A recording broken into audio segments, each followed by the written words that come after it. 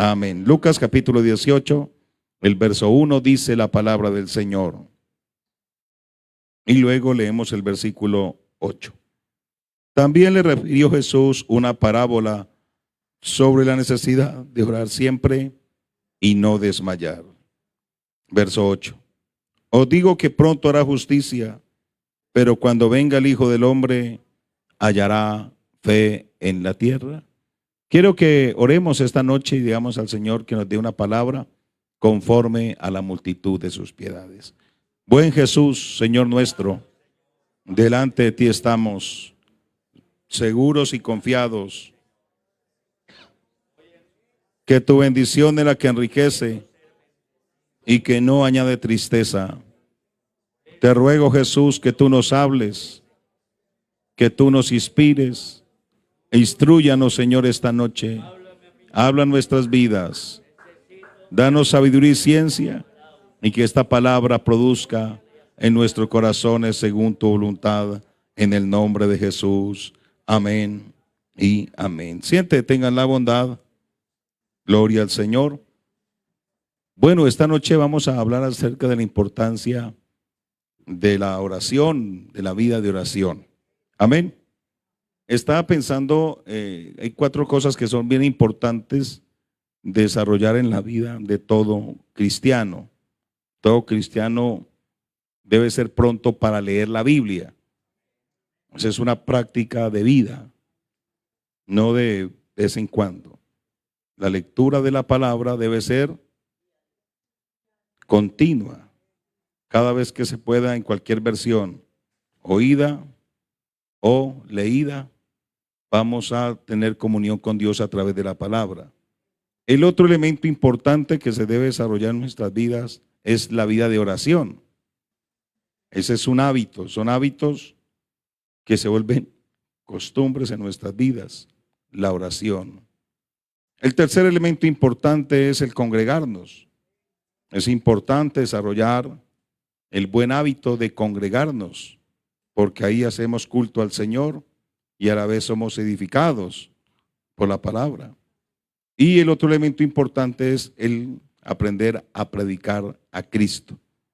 Ninguna luz se enciende para esconderla debajo de un almud.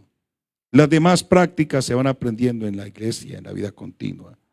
Pero leer la Biblia, orar, congregarnos y predicar a Cristo debe estar en nuestros corazones para que entonces vayamos creciendo en esa estructura. En esa orden de idea estaba pensando en Lucas capítulo 18, donde dice que Jesús planteó una parábola. Y esa parábola, lo que quería el Señor transmitirle a sus discípulos era sobre la necesidad de orar siempre y no desmayar. La vida de oración, como dice Pablo a Tesalónica, orad sin cesar, se refiere a una vida continua. No solamente es en el momento que nos postramos a orar o cuando estamos enfermos acostados o parados. La vida del cristiano es toda una integralidad, porque somos cristianos 24 horas del día. Y aún nosotros en lo cotidiano que hacemos vamos meditando en las cosas de Dios, vamos hablando con Dios. O a mí me pasa, voy en moto o en el carro y yo voy orando con el Señor. Lo hago en mi mente, o a veces voy en el carro hablando como si estuviera loquito, alguien diera como un loquito hablando literalmente. Pero voy desarrollando ese buen hábito, que hay otras formas de orar, pero orar entonces es abrir nuestro corazón para establecer un diálogo con el Señor. Sobre esa parábola de orar siempre y no desmayar, el Señor agrega un elemento importante en la oración, que es el versículo 8. Aquí viene hablando entonces de un juez injusto que no temía a Dios ni a hombre, pero que una mujer continuamente le asediaba para que le hiciera justicia. Y de ahí el Señor toma entonces el ejemplo para decir que acaso Dios no hará justicia a sus escogidos que claman a Él día y noche. ¿Se tardará en responderles? Os digo que pronto les hará justicia, pero cuando venga el Hijo del Hombre hallará fe en la tierra. Entonces, si quitáramos solamente hasta el versículo 8 el párrafo, diríamos que ahí terminó la historia, pero ¿por qué Jesús dijo eso? Tenemos que leer el versículo 9.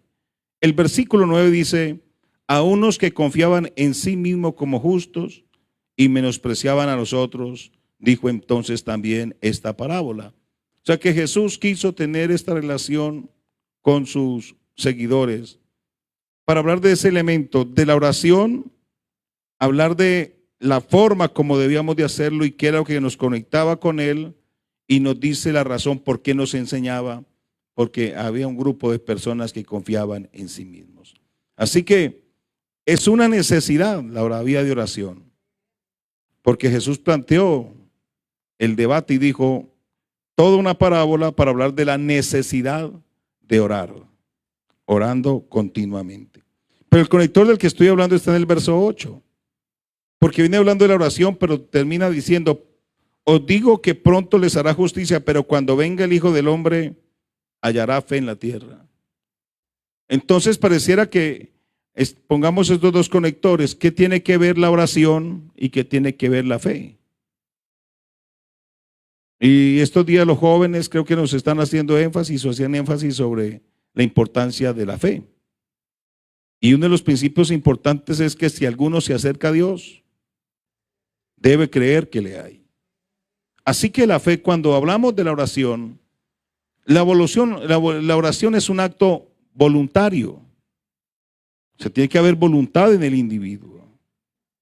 Tiene que haber disposición del individuo. Nada te tiene que mover más que tu propia voluntad. ¿Y qué es lo que se hace en la oración? La oración es hablar con Dios con la profunda sinceridad del hombre para con Dios, del corazón para con Dios. Lo decíamos estos días en los temas que hemos hablado de la vida práctica, de la unicidad. Yo te tengo que presentar delante de Dios, pero consciente de lo que Él es. Así que por eso aparece entonces el vínculo de la fe. Que cuando yo me acerco a Dios, entonces me acerco a Dios no con minúscula, sino que sé que es con mayúscula y con negrilla. Entonces yo puedo reconocer que me estoy acercando al que todo lo puede, al que todo lo sabe, al que todo lo llena, al que es inmutable, al que es bueno, al que es bondadoso, al que es consolador, al que hace justicia, al que perdona, al que restaura, al que liberta, al que conoce lo escondido, a lo que está en tinieblas. Así que esa confianza es la que a mí me tiene que llevarme para acercarme a Dios. Por eso es importante que en la oración yo desarrolle entonces una vida de fe, porque por la fe yo puedo creer en quién es Jesús. Así que cuando yo sé quién es Jesús, me puedo acercar a Él confiadamente. Póngase el ejemplo más práctico. ¿Cómo actúa usted cuando llega a casa de sus padres o cuando estaba con tus padres? ¿O cómo llegan tus hijos a casa? ¿Ah? ¿Cuántos llegan como extraños a la casa? No, la visita llegan como extraños a la casa, pero los hijos van pasando derecho. ¿Cierto? No piden permiso para ingresar. O tocan la puerta: mami, ¿puedo ingresar? Papá, ¿puedo ingresar?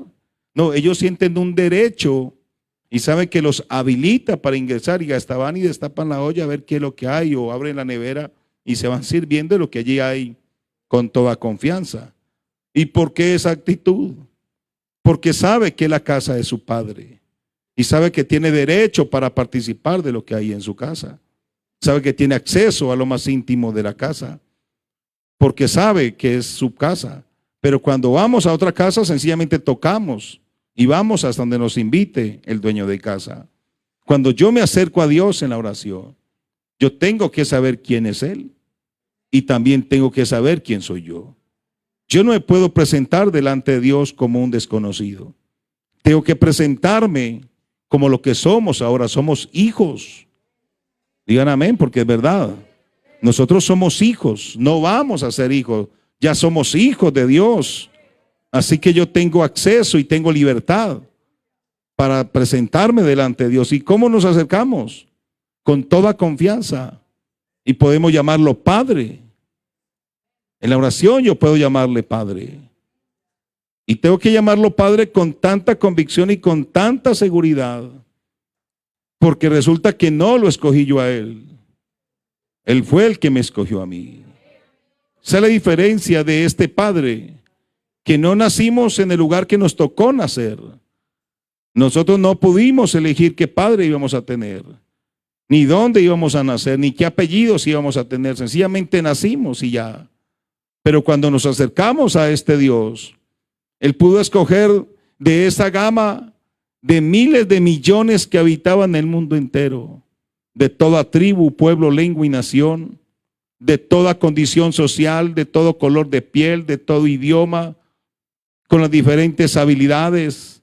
Pero Él te quiso elegir. Él te quiso elegir para que tú fueras su hijo. Así que tú eres hijo de Dios por elección y por adopción, que te trajo hacia Él. Así que cuando yo sé que Él es mi Padre, yo tengo que aceptar que soy su hijo. Así que yo tengo que creer que este Dios es verdadero, que Él existe, que es real, y lo más grande, que ahora Él es nuestro Padre. Así que planteó la necesidad de orar siempre y no desmayar. Quiere decir relación. Esa expresión de orar siempre también habla de cantar siempre. Habla de tener un culto vivo siempre. Está hablando de relación. Y esa relación debe de ser íntima. Pudiéramos decir intensa, en el sentido en que yo puedo acercarme a Él y Él se acerca a mí, porque esto no es cuento, es verdad. Si yo me acerco a Dios, Dios se acerca a mí. O sea, esa es la bendición, que yo puedo acercarme a Él confiadamente porque Él está dispuesto para acercarse a mí. Pero la pregunta del verso 8 es: pero cuando el Hijo del Hombre hallará fe en la tierra, significa que entonces esa relación se puede degradar. Se puede perder esa relación. Se puede entorpecer la relación. Porque cuando se hace la pregunta, cuando el Hijo del Hombre venga, ¿hallará fe en la tierra? Eso es lo que plantea Jesús en Mateo capítulo 26. Mateo capítulo 26, Jesús se había apartado al huerto de Getsemaní y dice que estaba orando allí en el verso 40. Gracias, hermanos. El verso 40 dice: vino luego, Mateo 26, 40, vino luego a sus discípulos y los halló durmiendo y dijo a Pedro: así que no habéis podido velar conmigo una hora. Verso 41, que le dijo Jesús: velad, velad y orad, para que no entréis en tentación. El espíritu a la verdad está dispuesto, pero la carne es débil. En otras palabras, Jesús plantea aquí un debate entre los deseos, que son las tentaciones, y aparece entonces la disposición del espíritu. O sea, que plantea que la carne es débil, pero habla de que el espíritu está dispuesto. Pero Jesús plantea y dice: velad y orad, para que no entréis en tentación. Cuando se plantea entonces acerca de la tentación, estamos hablando como somos carne. Entonces esta carne está rodeada de sentimientos, de emociones. Los 5 terminales de los sentidos que alimentan el intelecto del hombre van a generar en el hombre reacciones. Y así como decía un médico un día, el hombre es lo que el hombre come. Ese es el hombre, hablando de lo natural. El hombre es lo que el hombre come. Y como planteaba eso una doctora, le decía a un amigo mío: ¿usted come para llenarse o come para alimentarse? Porque cuando usted come para llenarse, está pensando en el gusto de la lengua.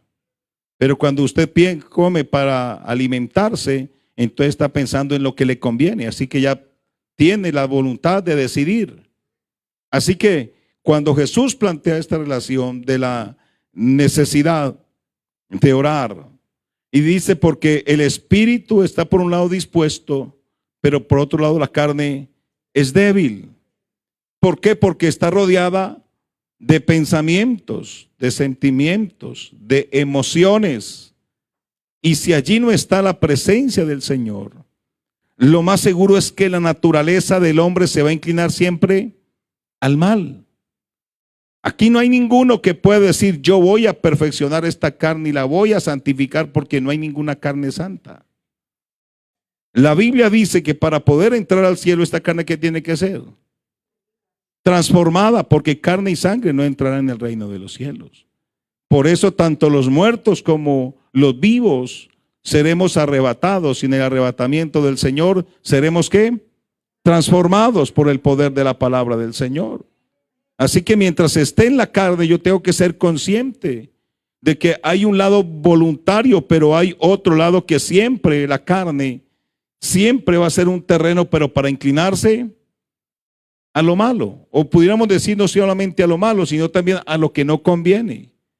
Nosotros muchas veces somos buenos para escondernos en la siguiente expresión: es que yo no estoy haciendo nada malo. ¿Se ha escuchado alguna vez a alguien decir eso? Continuamente lo decimos: es que yo no estoy haciendo nada malo. Pero hay cosas que, aunque no sean malas, son cosas que no son productivas, que no generan nada bueno, y es pérdida de tiempo, y tiempo es lo que no tenemos. Así que el hombre tiene que vivir su vida con conciencia y con razonamiento. El Salmo 91, mire unas disyuntivas que nos presenta. El Salmo 91 plantea esta siguiente ecuación. Es un salmo muy conocido por todos, ¿verdad?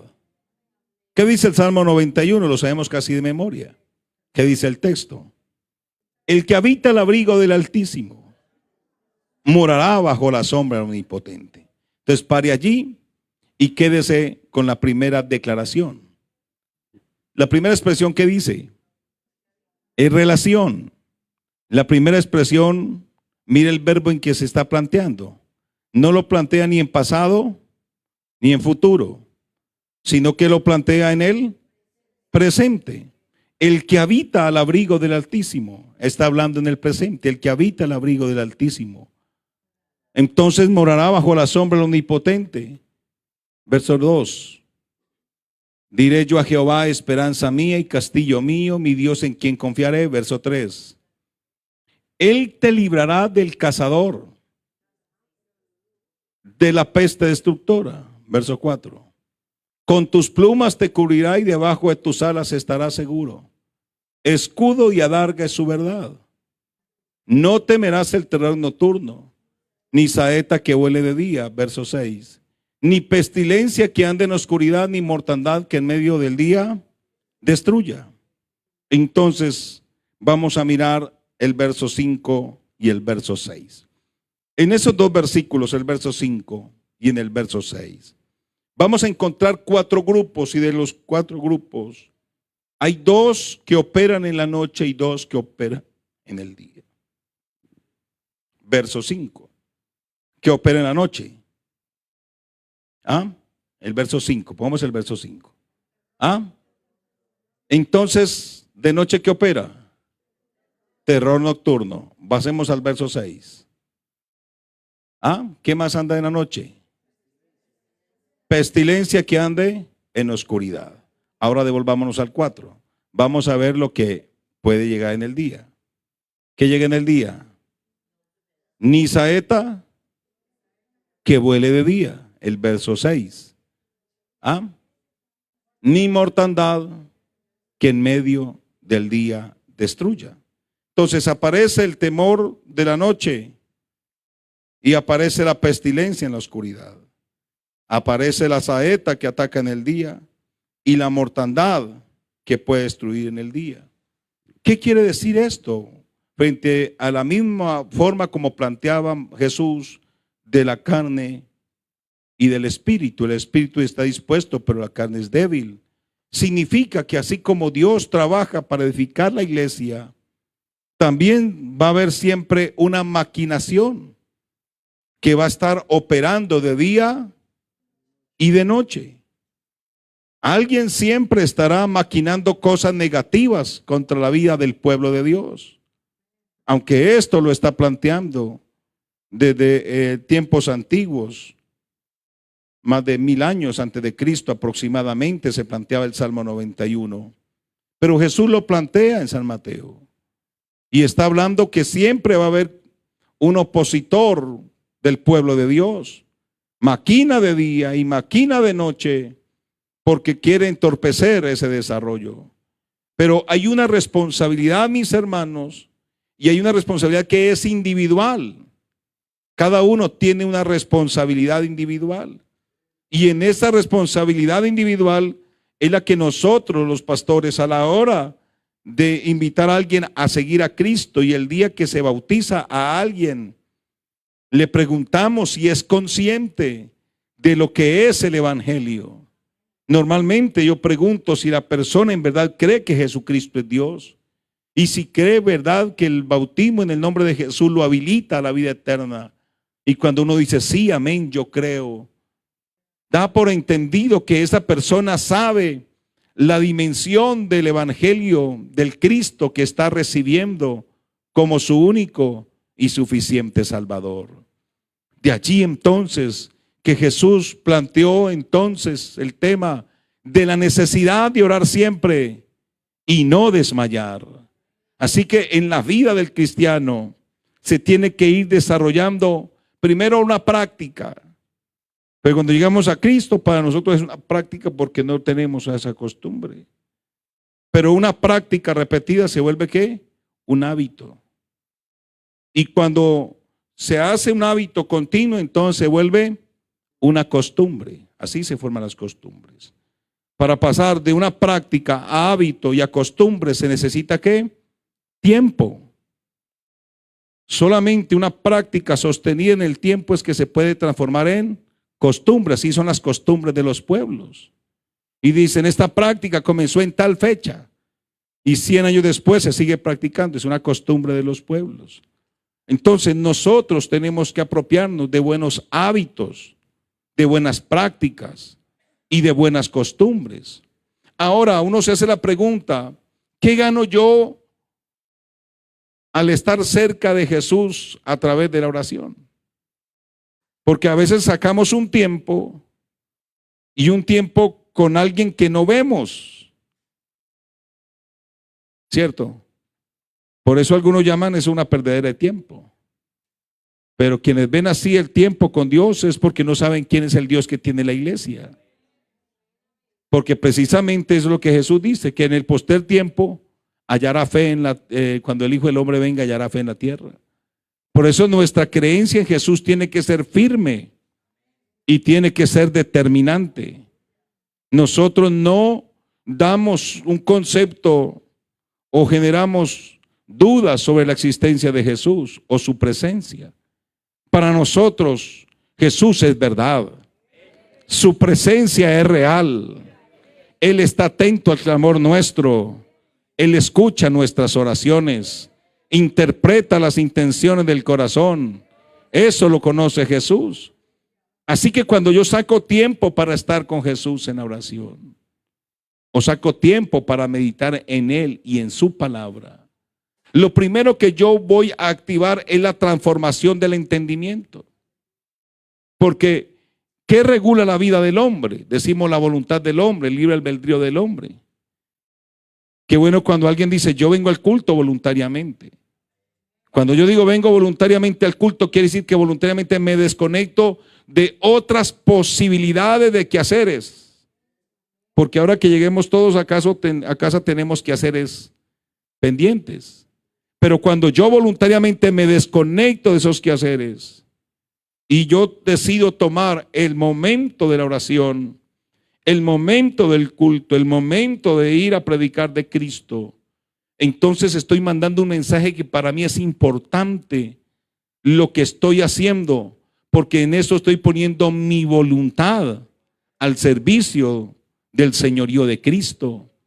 Y ahí es donde se comienza a construir la vida cristiana. Así que cuando yo saco tiempo para estar con Jesús, lo primero que comienza a transformarse es el intelecto, la forma de cómo concebimos al Señor.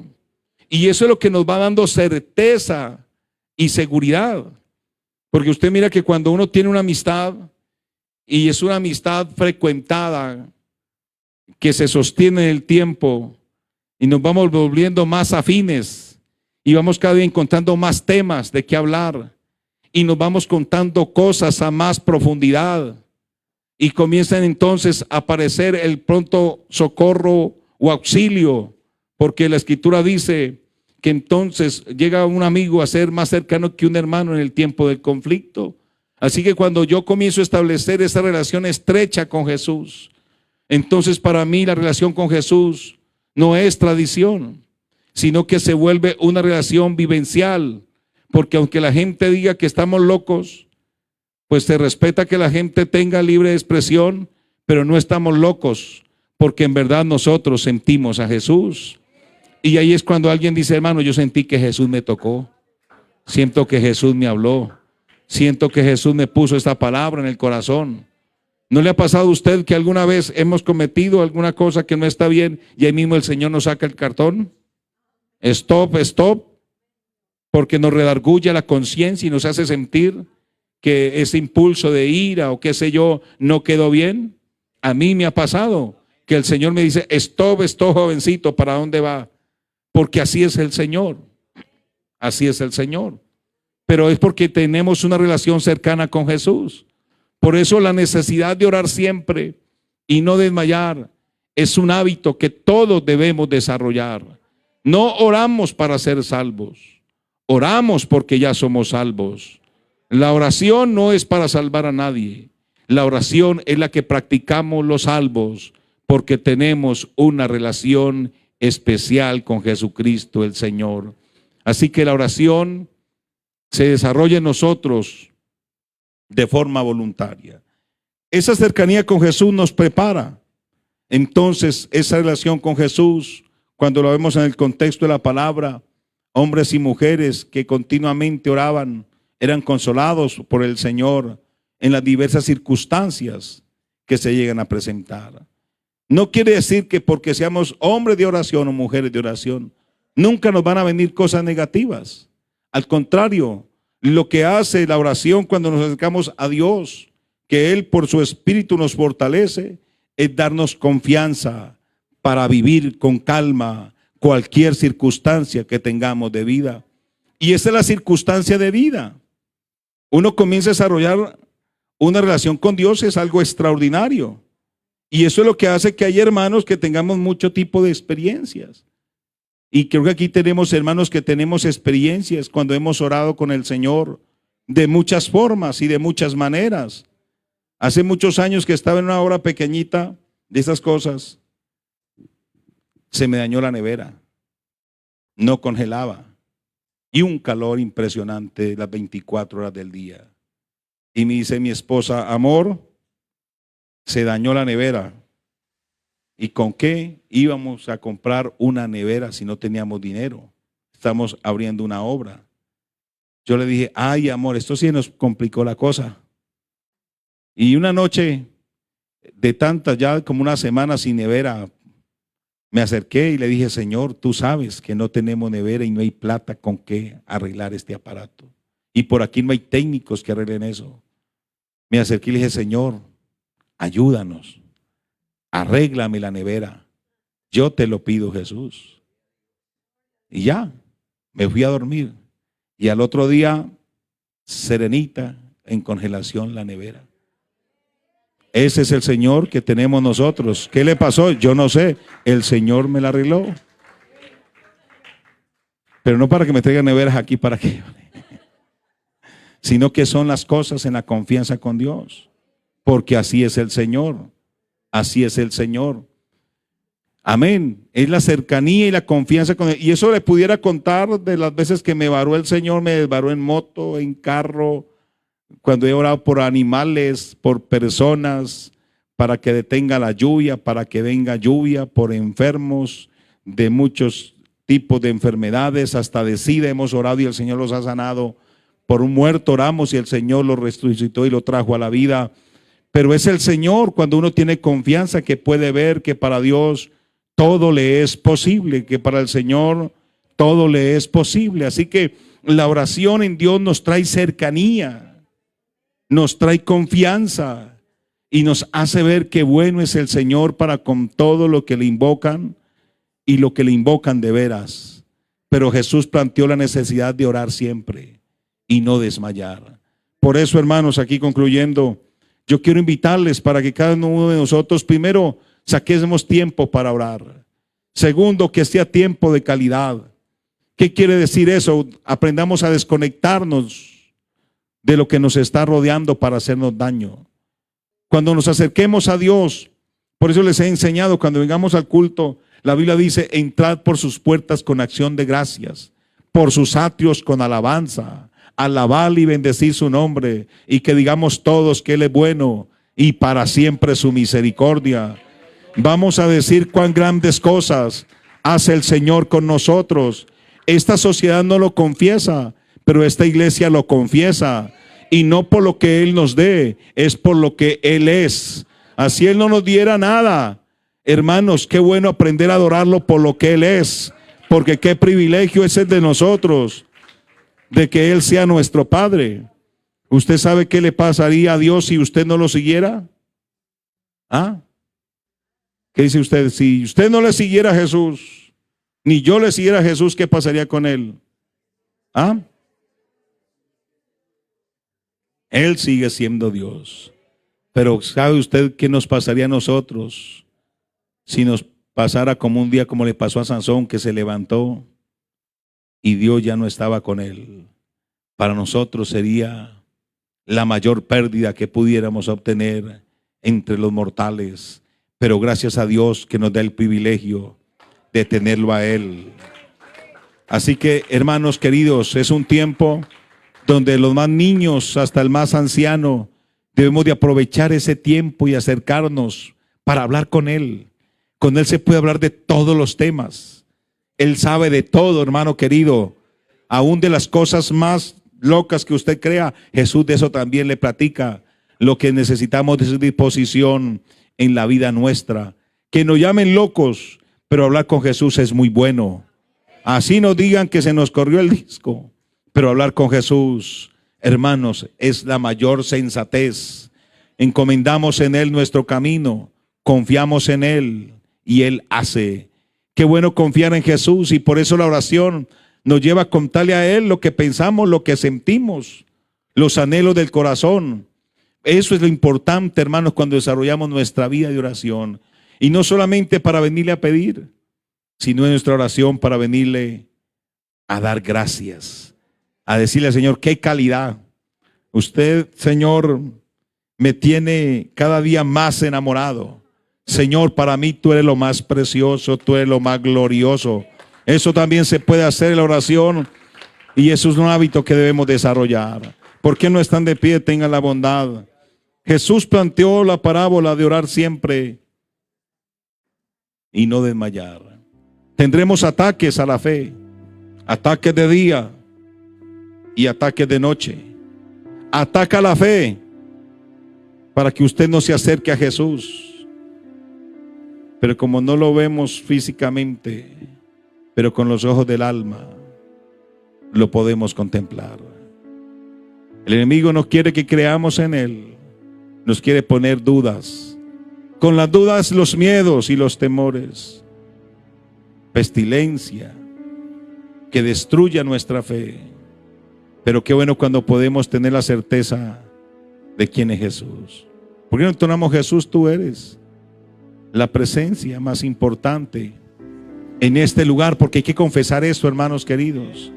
Hay que confesar la soberanía de Jesús. Hay que confesar cuál es la grandeza de este Jesús, y que el mundo sepa que hay una iglesia que habla con Jesús continuamente y que nos gusta hablar con Él, porque Él nos enseña. Él nos enseña. Vamos a entonar este cántico.